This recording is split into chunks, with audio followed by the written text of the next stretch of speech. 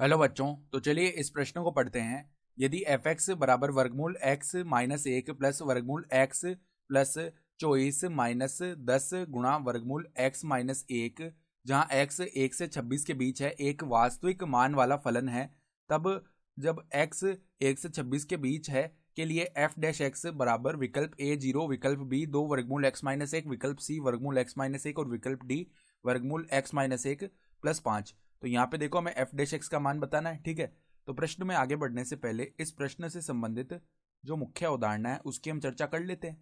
तो देखो मुख्य अवधारणा, तो यहाँ से देखो हम जानते हैं कि वर्गमूल एक्स स्क्वायर जब भी ऐसा लिखा हुआ होता है तो इसका मान क्या होता है, मापांक एक्स होता है। ठीक है, तो अब देखना हमारे पास में जो फलन है वो क्या है, एफ एक्स बराबर में वर्गमूल एक्स माइनस एक है, फिर देखो प्लस में वर्गमूल, यहाँ पर देखो एक्स प्लस में 24 ये लिखा हुआ है, तो हम देखो 24 को कैसे लिख सकते हैं, एक्स प्लस में 24 को लिख सकते हैं 25 माइनस में एक, तो 25 माइनस एक लिख दिया।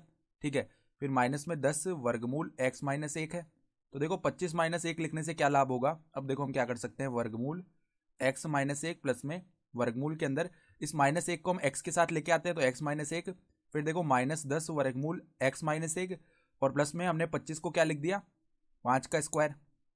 ठीक है, तो अब देखो अंदर अगर हम ध्यान से देखें तो अब देखो किस प्रकार हम पदों को लिख सकते हैं, वर्गमूल एक्स माइनस एक प्लस में वर्गमूल के अंदर इस एक्स माइनस एक को हम ऐसे लिख सकते हैं, वर्गमूल एक्स माइनस एक का स्क्वायर।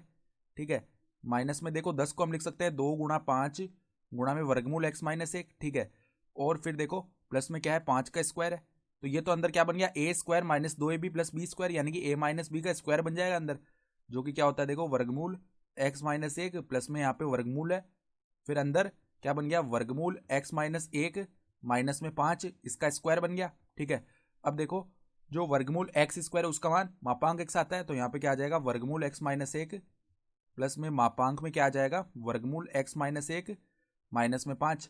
अब देखो एक्स का मान हमें दिया हुआ है किसके बीच, 1 से 26 के बीच। ठीक है, तो अगर हम मान निकाल लें एक्स माइनस एक का, तो इस असमीका में से हम क्या घटा देते हैं, एक को घटा देते हैं। ठीक है, तो 0 एक्स माइनस एक और यहाँ पे 25 आ जाएगा। ठीक है, अब वर्गमूल ले लेते हैं, तो यहाँ पे 0 वर्गमूल एक्स माइनस एक और यहाँ पे आ जाएगा 25 का वर्गमूल 5। अब हमें क्या करना है, 5 और घटाना है। ठीक है, तो 5 घटा देंगे हम, तो यहाँ पर देखो आ जाएगा -5 और वर्गमूल एक्स माइनस एक -5, और यहाँ पर देखो 5 माइनस 5 0 हो जाएगा, यानी इसका मान कहाँ से कहाँ जा रहा है, 0 से, मतलब -5 से 0 जा रहा है, मतलब ये एक ऋणात्मक मान आएगा। ठीक है, तो ये एक ऋणात्मक मान आएगा, तो इसे धनात्मक बनाने के लिए हमें माइनस से गुणा करना पड़ेगा, तो जब ये मापांक हटाएंगे ना हम, तो यहाँ पे माइनस आ जाएगा आगे। तो देखो एफ एक्स का मान क्या आ जाएगा, एफ एक्स बराबर में वर्गमूल एक्स एक्स माइनस एक, फिर माइनस में क्या आ जाएगा, वर्गमूल एक्स माइनस एक माइनस में 5 ये आ जाएगा। ठीक है, तो अब देखो वर्गमूल एक्स माइनस एक और फिर माइनस वर्गमूल एक्स माइनस एक, फिर माइनस माइनस प्लस हो गया तो प्लस का 5, तो ये पद तो आपस में 0 हो गए, तो एफ एक्स का मान 5 आ गया। अब देखो 5 एक अचर पद है, तो इसका जब हम अवकलन निकालेंगे ना तो वो 0 आ जाएगा। ठीक है, अर्थात यानी जो विकल्प ए है वो हमारा सही विकल्प हो जाएगा। तो आशा करता हूँ कि आपको ये प्रश्न समझ में आया होगा। धन्यवाद।